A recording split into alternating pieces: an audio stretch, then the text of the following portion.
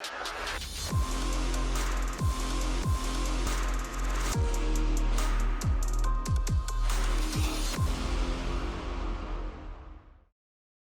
right, welcome back to Ridgeland High School. Big district game here tonight from Ridgeland High. Glad you could join us as we have some Friday night football action. We've had Thursday games, Friday games, Thursday games, Friday games, and it's back and forth we go. Got another Thursday night game, I believe, and here we go as the Gators get set to take on the Titans of Ridgeland. And a big game for Vicksburg, obviously trying to stay near the top of the standings, and for Ridgeland, they're just trying to make the postseason. They've lost 2 of 3. So you look at the district standings right now, Ridgeland will be on the outside looking in. Ridgeland right now, 2-2, they're in 5th place. Top 4 make it, so they're a game behind Holmes County Central. It's Vicksburg and Neshoba near the top. You have Callaway and Holmes County Central. Glad you can join us here on this Friday night. All right, Coach McDaniel, what a win, what a statement win. But you won last week, got to win this week as you get ready for Ridgeland. Absolutely. You know, for as I'm concerned, the playoffs have already started. You know, so we want to make sure that we go into the playoffs #1 seed. So every game from this point forward is very important. You know, so we can't afford to slip up anywhere. You know, so everybody is vying for the same spot, the #1 spot. So when we step on the field tonight, we understand how important this game really is. #1 is important to solidify a winning season. #2 is important to solidify a playoff spot. #3 is the next step to being the first team #1 seed within the playoffs. Does your team understand the significance of what they're doing right now? I mean, making the postseason, trying to win a district title. I mean, has it sunk into them, or are they just taking a business approach, just win the week? Well, you know, as coaches, we reiterate that every week. Just go 1-0 every week. 1-0, 1-0, 1-0. It doesn't matter who you play or where you play, just go 1-0. So they understand the importance. They understand what we are fighting for. So, you know, tonight is a very important night, and we need to go out there and play fundamentally sound football, not turn the ball over and cause turnovers, you know, so we'll stay in their backfield and keep everyone out of our backfield. So, you know, I just can't wait to be able to step on that field tonight and go at full speed. And is it safe to say that that game last week against Callaway was probably, you know, the best all-around game? I mean, your passing game got going, big plays. You talked about the 14, 15 play drives. You had that in the third quarter, pretty much grind the game out in that second half. You know, Ronnie Alexander, big plays. Dwayne T was going. Your defense is playing lights out. Was that the most complete game we played? Oh, by far it was the most complete game we played all year, you know. So that was the 7 games. So it took us 7 games to realize that we need to play complete in all 3 phases of the game in all 4 quarters, you know. So hopefully we'll continue to see those light bulbs pop above their head, and we continue to grind out football games and play our style of football. That was the first opportunity that all year that I really felt in rhythm as a coach, is calling plays and things of that nature. So you can really see the difference. And when you're running things right and you're doing your fundamentals the correct way, you know, you can get in rhythm and be able to go out and dominate a football team, you know. And Callaway was a really good football team, you know, and our kids understood that those people could come in here and beat us, you know, just like tonight. Ridgeland has the capability of beating us, so we have to bring our A game. Let's make no mistake about it. Callaway is a really good football team that you beat last week. There is no doubt about it. You look at the score, and you're like, man, Vicksburg was that good? Was Callaway that bad of a team? No, sir. Callaway was a really good football team that rolled into Memorial Stadium last week. Well, you know, that's the myth about JPS football. And as you can see for yourself, they were big, fast, and strong. Probably the biggest, fastest, and most talented team that we've seen all year, you know, including the first 2. You know, it's just fortunate that we were able to catch them at a time that we are very confident in ourselves, and we're confident in the things that we're doing offensively, defensively, and special teams. And we were playing sound football. We're playing fundamentally sound football, you know, and we're not giving away the big plays and things of that nature. And we had a few mishaps on offense. We were from the football, but our defense was able to come out there and have our backs and get them back off the field and give us the ball back, you know. So we made a lot of mistakes, but I was happy and pleased about the physicality of the game. We minimized the penalties, things of that nature. So, you know, I was just happy to see us put together a complete football game. But hopefully that it can continue to ignite a fire, and we continue to play that type of way and just get better at what we do. For all the talk of the wing T and what Malik Montgomery has done what Johnny Smith has done. We don't talk a lot about Alex Jefferson. Had a heck of a game last week. Well, Alex, he got hurt against Callaway last year. He was a full-time starter, and he's really just getting back into his groove this year, So when you see him go out there and he pounded some people and made some great blocks, and I think he maybe scored 2 or 3 touchdowns, So Alex is a hell of a running back, So it's great to have him back in the fold. And we're going to give him some carries tonight, and we want to get him in there and pound it out, and also get on the perimeter because he's a threat that can run between the tackles and on the perimeter. So he's a really good running back. You were able to stretch the ball down the field. You had a 69-yard pass. I mean, that's what you've been talking about. I just go back and think about all the stuff we've talked about early in the season, what you would like to do. The 5,000 yards rushing, you talked about that. But then lately you've talked about the 15-play drives, the ground and pound, just wearing teams out. Last week was a typical example of that, and it just seems to me that all the things you've been talking about took a little time for it to evolve and unfold, but this is the best time for it to evolve and unfold. Right. My grandmother always used to say, you want it microwave or you want it in the oven. The microwave doesn't taste as good, and doesn't last as long, but But it's quick. It's quick, but sometimes you need that 2-hour, 3-hour meal, and it'll last a long time. So, it has taken a little bit longer than I expected or that I thought it would take, but I was glad to see it. For the guys to come out there and get the big plays in the passing game, get the big plays in the run game. Defense continue to play as great as they've been playing all year, and Coach Lacey and that defensive staff has done a phenomenal job with honing in on the things that other teams like to do well. And it was just great to see us put together a complete game. Barring all the injuries, barring our left tackle is out, my left guard is out, my tight end is out, and be able to piece all that back together, and try to go on this 5-game run and try to make it 6 tonight.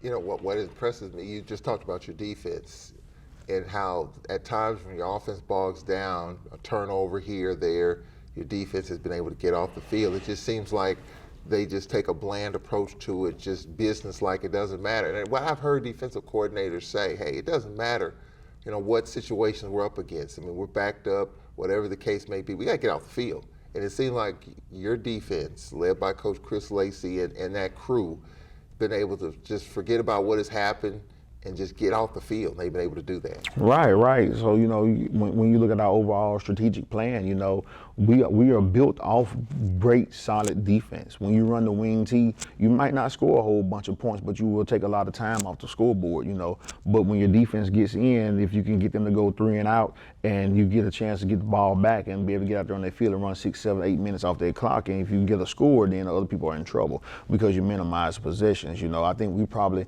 had the ball out of 48 minutes last. We probably had the ball 35 to 38 minutes. So you minimizing the opportunities for the opposing team to score. Our offense is our defense. I'm a defensive guy. I believe in ball control. I believe in playing great defense, great special teams. So that's how we're built. That's how we're set up to win. And we have come back on a few occasions when need be, but hopefully we don't bump into that. But we want to continue to grind that ball out, take some big plays over the top every now and then, and play great defense and don't give up anything on special teams. What I didn't realize about last week until I read about it and had to think about it, you didn't attempt to pass in the second half. No. That's typical classic wing T and limiting possessions and how quickly the second half went. And you had a long drive, Coach, at 7:44 that took you into the fourth quarter.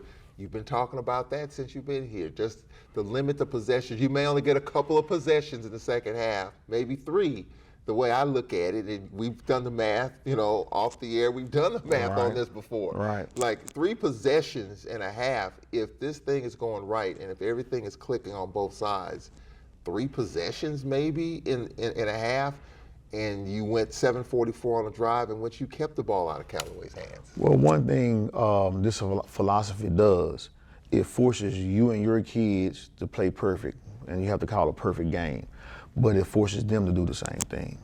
So when you play better than they play, and you minimize your mistakes, then it does have an effect on them and brings them out of their rhythm of doing things, and or if they have to speed up or whatever the case may be, So if we're able to win that first half and we get that ball back and get the ball back first, I'll never forget a few years ago we were playing, I think Jefferson County or Forest, and they kicked the ball off to us. Matter of fact, it was Jefferson County. You commentated the game. And they kicked the ball off to us at the end of the third quarter. I think the score was 21-8 or something like that. They got the ball back with 10 minutes or 9 minutes in the fourth quarter. Game over now. You're not going to cross the goal line on us 3-4 times in 8 minutes. So that's just a way of us being able to go out there, protect our defense, because when those guys fresh, they're hard to block. They're hard to block. And they're going to take it to you every down. So we want to minimize the opportunities that you have to score. We're talking with Vicksburg High Coach Todd McDaniel to get ready for the Titans of Ridgeland. All right, Coach, let's kind of dig into it here. When you look at the standings, Vicksburg 5-0, Neshoba 5-0, Callaway 4-1, Holmes County Central. We'll be looking at them coming up in a few weeks. They're 3-1. You look at the playoff picture right now, and hey, we're talking about playoffs already and positioning and jockeying for position. Ridgeland on the outside looking in right now. So this is a huge game for them, a really, really big game for your ball club because you're trying to win a district title. You lock up a playoff bid with a win tonight. So let's look at this Ridgeland team.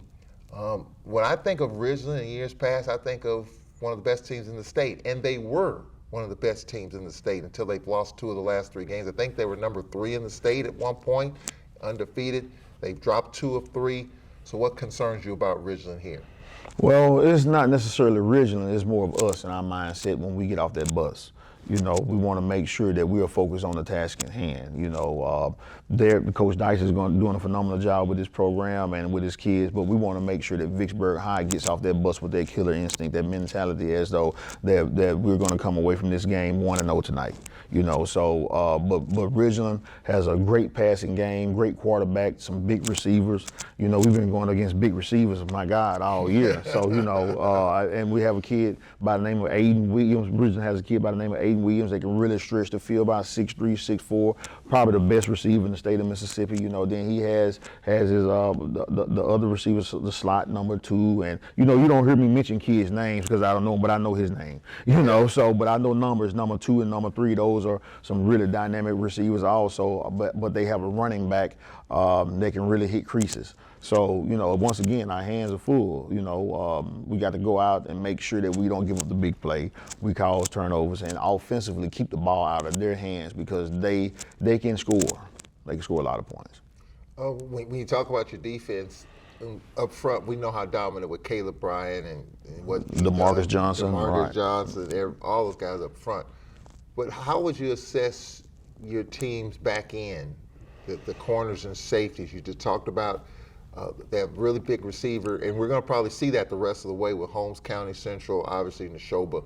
How would you assess your corners and safeties and how they've defended receivers? Well, with our front end and back end, it's like peanut butter and jelly. They're a perfect mix. You have, not only do you have Caleb Bryan and DeMarcus Johnson, probably 2 of the best players in the district, You have Kellen Washington and you have Tyler Carter.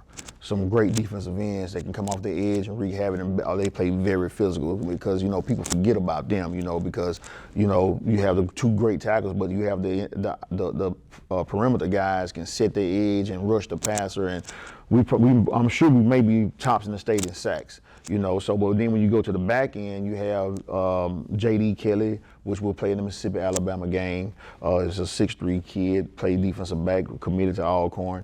You have Kearius Gillum is a 6'2" defensive back, several offers. You have Nicholas Mickey, probably the best cover guy in the state of Mississippi.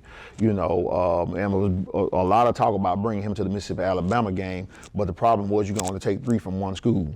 And they were looking for bigger, taller corners, but this guy can fly and lock you down. He's a college football player. Then you have Jaleel Fleming that tops off he's the cherry on the cake. He's 6'4", 200 pounds, rangy, and I tell you, when you see a quarterback shoulders go at a 45-degree angle, it's a big chance, 50-50 chance that he's going to come down with the football. Our defense is pretty solid, you know, and then you look at our linebackers with Dennis Battle, 6'3", about 230. Then you look at Wiley Carey has really stood out as one of the leaders on the team, you know, making 10, 15 tackles a night, you know, a very aggressive kid. So, you know, our defense is really good, you know. So there's no, you know, I asked one of the coaches, he was like, man, I was trying to find the weakness on your defense and I can't find one. I said, you right. You know, you're right, you can't find one. I can't find them every day in practice, you know. So good luck, you know. So, but we want to protect those guys. We want to minimize the plays that they're on the field. You know, they're good at getting a lot of 3 and outs, and we want to let them sit on the sideline and drink Gatorade. Yeah, and that's exactly what happened with that long drive that took half the third into the fourth quarter. We talked about offensive defense, special teams still trying to work on that and going for 2. Any changes in philosophy there, or you just kind of rolling with it? Well, you know, we could have kicked extra points up on Friday. I'm sorry, last Thursday. But you know, we were getting 4 and 5 yards a pop. So let's go ahead and get these 2 points. You know, they couldn't stop it, so you might as well go ahead on and get it. But Johnny has done a great drive at kicking in practice, and we'll get whatever the feeling is tomorrow. You know, I'm gonna go with my gut feeling. You know, so. So it basically relies on how, if you're running the football well, as you've done all year, then chances are you'll probably go for 2 more than you'll take the PAT.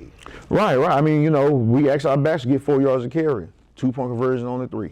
You know, so we've been pretty solid at it, you know, so, but we're going to continue to hone in on kicking field goals and extra points, and when you see it, you're going to say, oh, okay, I see it, you know, but we're going to go with the good feeling, and when we score and they can't line up to it and stop it, then we're going to get the 2 points. Yeah, the ebbs and flows of the game. We're talking with Vicksburg High Coach Todd McDaniel here on the pregame show. Coach, want to catch up on some news.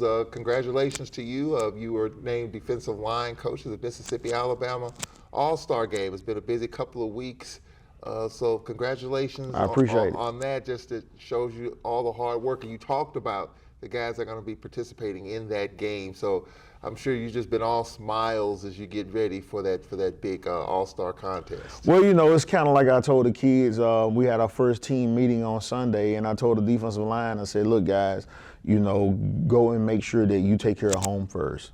Try to win your state championship or your district or whatever the case may be. Take care of home first, and then after the last game of your season, we're gonna hone in on the Mississippi Al game. You know, so it's a great feat, great honor. Actually, this is my 2nd time being chosen, and I actually had the opportunity to be the defensive coordinator of the North-South game. You know, so.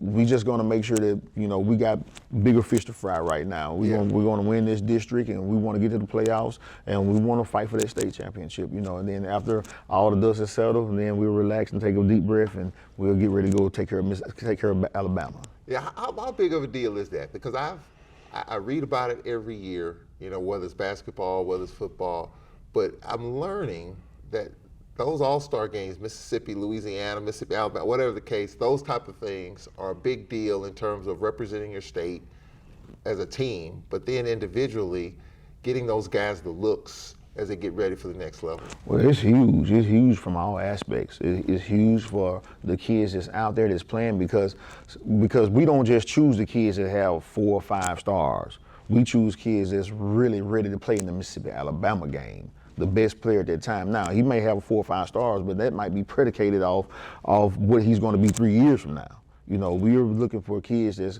you know, some guys that's playing in this game may not have an offer, but they are really good football players, and it's really big for them to go out there and showcase against Bama. Yeah. You know, so, you know, like Coach Mims says, this is how big it is. He says this is his state championship every year. Wow. This is his state championship, and so, you know, and when he said that, I felt every word of it, you know. Yeah. He's, you know, as coaches, we want to win 3A, 4A, 5A, 6A, or whatever the case may be, but this is his state championship. Yeah. You know, and it's really big, and it's for bragging rights. And if you're part of that world, you'll know how big it is amongst the coaches, you know. It's really huge. Well, I know you'll be dealing with that on the back end, and you'll be dealing with Ridgeland here tonight. What's the keys to victory, Coach? And trying to remain undefeated, keeping pace with Neshoba. You got that coming up here. Just doing something special. That's kind of the path that we're on right now. Right. Well, the key is playing great special teams, our offensive line controlling their defensive line, our defensive line controlling their offensive line, and putting number 4 on the ground and rattling him, going at him full speed, and making sure we get our hits on him. So, because it's easy for a quarterback to sit there and pat that football, and he able to make his decisions. But, we up front, I think we're pretty solid, and we have some great pass rushers, and we want to get after him. He is the key of the game. Taking him out, taking him away, and making sure that he doesn't make his proper reads and forcing him to do things that he does not want to do. We've been so good at home, and we did the Forest Hills and the Gym Hills on the road, and now this is a big one on the road here, coming up here to Ridgeland. It's never easy to win here because this team has been, even though they've lost 2 of 3, this team has been one of the better teams in the state. Well, we need a signature win on the road. In the playoffs, you're going to have to win on the road to win a state championship. So we need to go up here and hone in and lock in, because our next 2 games are at home. We need to go up here and hone in and lock in and make sure that we win this football game, and we need a big win on the road. Coach, let's go get them. Let's go get them. That's Vicksburg High Coach Todd McDaniel on the pregame show. Glad you can join us. Kickoff coming up from Ridgeland. Big one here after this timeout. Go Gators.